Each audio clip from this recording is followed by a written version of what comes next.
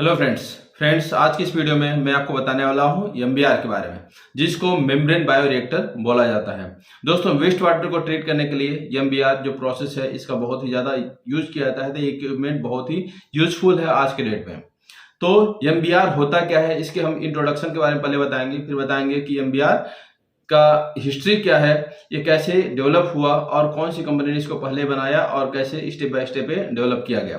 फिर बताएंगे कि एमबीआर होती क्या है, फिर इसके टाइप्स के बारे में बताएंगे और फाइनली बताएंगे कि एमबीआर के एडवांटेज क्या होते हैं और डिसएडवांटेज क्या होते हैं।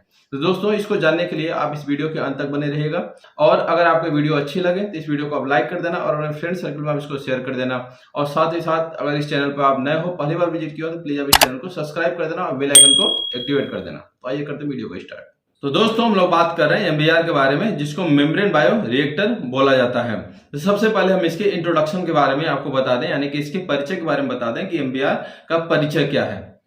तो एमबीआर प्रोसेस में एक suspended growth activated sludge system शामिल होती है, जो सॉलिड लिक्विड सेपरेशन के लिए माइक्रोपोरस मेम्ब्रेन का उपयोग करती है। यह उभरती हुई वेस्ट वाटर टेक्नोलॉजी है जो दुनिया भर में कई स्थानों पर लगातार इसकी संख्या में वृद्धि हो रही है, क्योंकि ये बहुत ही पॉपुलर टेक्नोलॉजी है। यह बहुत ही कॉम्पैक्ट अरेंजमेंट रीयूज एप्लीकेशन के लिए उपयुक्त एमएफ और यूएफ क्वालिटी वाले इफ्लुएंट का उत्पादन करती है, यानी कि इससे जो एमएफ और यूएफ आप लगाते हैं, जो क्वालिटी मिलती है इफ्लुएंट की, सेम क्वालिटी इससे भी मिलती है। मेम्ब्रेन बायोरिएक्टर यानी कि एमबीआर, कि ये जो बायोलॉजिकल जो प्रोसेस होती है और जो मेम्ब्रेन टेक्नोलॉजी है, दोनों का एक कॉम्बिनेशन होती है। समुदायों में जो पोर्टेबल वाटर होता है, यानी कि जो पेयजल वाटर होता है, उसकी आपूर्ति को पूरा करने के लिए भी एमबीआर का उपयोग किया जाता है। हिस्ट्री ऑफ एमबीआर यानी कि एमबीआर का इतिहास। एमबीआर के इतिहास की बात करें तो 1960 दशक के अंत में जो डोर रिलीवर कंपनी है एमबीआर के ऊपर काम करना चालू की, और इन्होंने जो एमबीआर जो तैयार किया वो क्रॉस फ्लो मेम्ब्रेन फिल्ट्रेशन के ऊपर काम करती थी।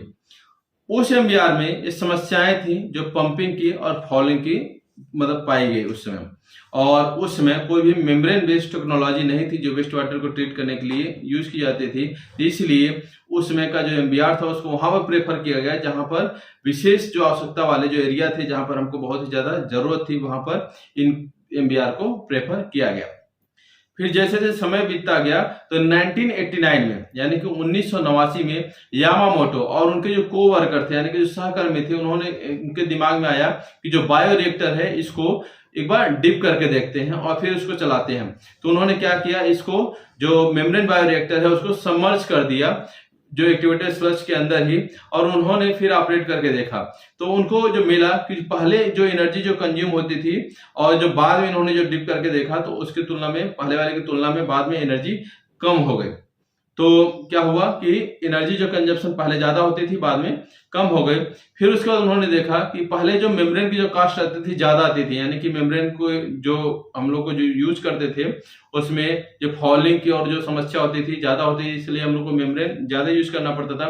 बाद में देखा इन्होंने कि जो इसको चलाने में जो मेम्ब्रेन की जो कास्ट है वो भी कम लग रही है, जिसके जो परिणाम स्वरूप क्या हुआ कि जो 19 के बाद, जब 1989 में इन्होंने फिर से उसके ऊपर काम किया और 90 के बाद क्या हुआ कि जो एमबीआर की डिमांड है कुछ ज्यादा ही बढ़ गई, और उसके बाद से आप देखेंगे कि जो भी इंडस्ट्री लगी या जहां भी वेस्ट वाटर को ट्रीट करते थे वहां पर मैक्सिमम आपको एमबीआर देखने के लिए मिलेगा। लेकिन इसके बाद भी इसके ऊपर इन्वेंशन मतलब बंद नहीं हुआ और डे बाय डे इसमें डेवलप किया गया। तो फ्यूचर में एमबीआर में और इंप्रूवमेंट आया और देखा गया कि पहले जो स्लज रिटेंशन टाइम 100 डेज का होती थी और एमएलएसएस कंसंट्रेशन होता था 30 ग्राम पर लीटर, और बाद में उसी को और कम करके उसमें और इंप्रूवमेंट आया।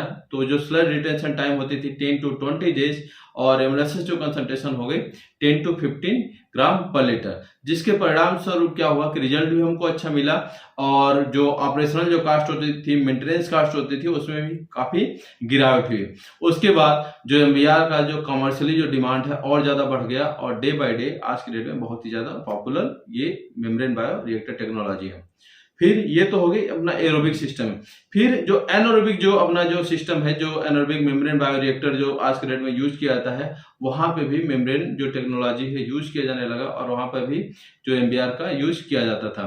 तो एनोरोबिक में क्या होती है, मीसोफिलिक बैक्टीरिया होती है, जिसके द्वारा जो मीथेन गैस जो क्या होती है बाई प्रोडक्ट के रूप में जो जनरेट होती है, और मीथेन गैस के द्वारा आप हीट और इलेक्ट्रिसिटी जनरेट कर सकते हैं। तो MBR जो है बहुत ही पॉपुलर टेक्नोलॉजी हो गई और इसको सीवेज ट्रीटमेंट के लिए बहुत ही ज्यादा यूज किया जाता है। ये तो हो गई MBR की हिस्ट्री। अब हम लोग बात करते हैं कि MBR होता क्या है। तो वह टेक्नोलॉजी जो वेस्ट वाटर को प्यूरिफाई करने के लिए एक एक्टिवेटेड स्लज रिएक्टर को एक मेम्ब्रेन फिल्ट्रेशन यूनिट के साथ जोड़ती है। वेस्ट वाटर को सीधे मेम्ब्रेन पर संचालन करते समय जो स्टेबल ऑपरेटिंग कंडीशन को बनाए रखना बहुत ही मुश्किल होता है। MBR मेम्ब्रेन टेक्नोलॉजी है, तो इससे जो वेस्ट एक्टिवेटेड स्लज को बायोरिएक्टर से सीधे बहुत ही कम मात्रा में शुद्ध किया जाता है, यानी कि प्योर किया जाता है। जो membrane bioreactor long sludge age के ऊपर काम करती है। तो ये तो हो गई MBR, लेकिन MBR का यूज कहाँ पे किया जाता है इसके बारे में हम आपको बताते हैं। तो देखिए, जो कन्वेंशनल वेस्ट वाटर ट्रीटमेंट जो अपनी जो टेक्निक होती है उसमें हम लोग क्या करते हैं कि वेस्ट वाटर को एरिएशन टैंक में जो ट्रीट करते हैं, उसके बाद वो जाती है सेटलर में सेपरेट होने के लिए। उसके बाद उसको ले आते हैं जो सैंड फिल्ट्रेशन में, फिर UF लगाते हैं, MF लगाते हैं, RO लगाते हैं, फिर उसके बाद हमारा जो वेस्ट वाटर है वो ट्रीट हो पाता है। तो इसमें हम आपको एक डिफरेंस दिखाने के लिए दिखाया है कि एरिएशन जोन है, एरिएशन जोन के बाद अपना सेटलर है, उसके बाद सैंड फिल्ट्रेशन है, फिर डिसइंफेक्शन है, फिर उसके बाद अपना वेस्ट वाटर है वो ट्रीटेड हो जाता है। लेकिन इसके बाद भी उतनी अच्छी क्वालिटी नहीं मिलती है जितना कि हमारा MBR के द्वारा। तो इसको रिप्लेस करने के लिए या अपने स्पेस को बचाने के लिए या इसकी जो क्वालिटी को इम्प्रूव करने के लिए या हमको कम से कम इक्विपमेंट लगाना पड़े, तो इसके लिए हम लोग क्या किया, MBR का यूज करना चालू किया। तो MBR देखिए कहाँ पर लगाई जाती है। तो जो मेम्ब्रेन बायोरिएक्टर है इसमें देखिए जो अपना एरिएशन जो जोन है उसके बाद क्या लगा दिया गया, MBR। और MBR से जो क्वालिटी मिलती है वो बहुत ही अच्छी मिलती है। जैसे कि आपका UF और जो MF का जो आउटलेट होता है वैसा क्वालिटी से मिलती है। तो उसका जो आउटलेट है उसको अगर आप डिसइंफेक्टेंट कर देते हैं तो उसके बाद आपका जो वेस्ट वाटर है वो क्या है, पूरा ट्रीटेड हो जाता है। तो यहाँ पर MBR का यूज करते हैं, जहां पर पहले हम लोग कन्वेंशनल एक्टिवेटेड स्लज प्रोसेस में यूज करते थे। सेटलर के बाद वो जो स्टेप होती थी काफी लंबी होती थी और कई स्टेप्स हमको ट्रीटमेंट करना पड़ता था और ज्यादा स्पेस की जरूरत पड़ती थी। और अब के टाइम में अगर MBR लगा देते हैं तो कम से कम स्पेस में ज्यादा से ज्यादा काम हो जाता है। तो MBR कहाँ पर यूज किया जाता है इसको तो आपने जान लिया। अब हम लोग बात करते हैं कि MBR कितने तरह की होती है। तो MBR बेसिकली दो तरह की होती है। एक को हम लोग बोलते हैं साइड स्ट्रीम MBR और सेकंड को बोलते हैं सबमर्ज MBR। जो साइड स्ट्रीम MBR होती है इसमें जो मेम्ब्रेन जो यूनिट होती है वो एरिएशन के बाहर लगी होती है और जो सबमर्ज MBR होती है वो अपना एरोबिक सिस्टम के अंदर ही लगी होती है, यानी कि उसके अंदर ही डीप होती है। वहीं अगर हम लोग एनारोबिक की बात करें तो इसमें देखिए जो साइड स्ट्रीम जो MBR होती है वो जो है अपने एनारोबिक सिस्टम के बाहर जो है ये इंस्टॉल होती है और जो सबमर्ज होती है वो एनारोबिक सिस्टम के अंदर ही इनबिल्ड होती है, जहां पर भी इसका MBR का यूज किया जाता है। तो इसमें देखिए अपना जो इफ्लेंट होता है फाइनली क्या होती है, ये फाइनल होता है और इसकी जो क्वालिटी होती है MF और UF की क्वालिटी के जैसा ही होता है, यानी कि इसमें अगर टर्बिलिटी की हम लोग बात करें तो लेस देन 1 टर्बिलिटी मिलती है। अब इसके अगर एप्लीकेशन की बात करें कि MBR सिस्टम का यूज कहाँ कहाँ पे किया जाता है, तो MBR सिस्टम का जो यूज है फूड इंडस्ट्री में, फार्मास्यूटिकल और बायोमेडिकल इंडस्ट्री में, वेस्ट वाटर ट्रीटमेंट में, म्युनिसिपल और इंडस्ट्रियल वेस्ट वाटर ट्रीटमेंट में और रेजिडेंशियल और कमर्शियल डेवलपमेंट में भी MBR का यूज किया जाता है। तो अब बात करते हैं MBR के एडवांटेज और डिसएडवांटेज की। तो MBR के एडवांटेज की बात करें तो इसके कई सारे एडवांटेज हैं, जिसमें के द्वारा हाई क्वालिटी इफ्लुएंट मिलता है, हाई लोडिंग रेट कैपेसिटी होती है इसकी। MBR के अगर आप यूज करते हो तो आपको टर्सरी ट्रीटमेंट और सेकेंडरी क्लेरिफायर की जरूरत नहीं होती है। प्लांट के बजट को ये कम करते हैं, क्योंकि अगर आप MBR के यूज करते हैं तो कई ऐसे इक्विपमेंट है आपको इसकी जरूरत नहीं होती है। इजी ऑपरेशन होता है, इजी इसका मॉड्यूलेशन होता है, इसका लगाने के लिए इसको कम जगह की आवश्यकता होती है, लो स्लज प्रोडक्शन होती है MBR के द्वारा, हाई बायोमास कंसंट्रेशन के ऊपर ये काम करते हैं, स्टेबल प्रोसेस ऑपरेशन होता है इसको ये द्वारा आप सॉल्टी जो वेस्ट वाटर होते हैं उसको भी आप ट्रीट कर सकते हो। तो इसके बहुत सारे ऐसे फायदे हैं MBR के। अगर ये डिसएडवांटेज की बात की जाए तो ये आपकी जो कैपिटल कॉस्ट है उसको इंक्रीज कर देती है। इसको अगर इंस्टॉल करते हो या ऑपरेट करते हो तो और जो इक्विपमेंट है उनकी तुलना में थोड़ी सी ये कॉस्टली पड़ती है।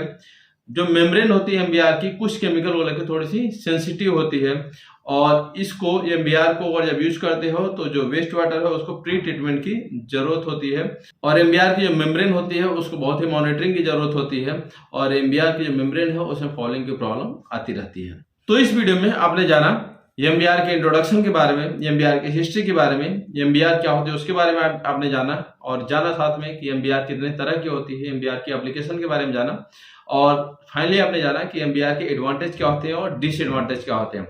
नेक्स्ट वीडियो में हम आपको बताएंगे कि एमबीआर की वर्किंग और प्रिंसिपल क्या होती है, कैसे एमबीआर काम करता है। अगर आज का वीडियो अच्छा लगा आपको तो इस वीडियो को आप लाइक कर देना और अपने फ्रेंड सर्कल में आप इसको शेयर कर देना। और अगर इस चैनल पे आप नए हो, पहली बार विजिट किया तो प्लीज आप इस चैनल को सब्सक्राइब कर देना और साथ ही साथ बेल आइकन को एक्टिवेट कर देना। मिलते हैं नेक्स्ट वीडियो में नेक्स्ट टॉपिक के साथ। आज के लिए धन्यवाद दोस्तों।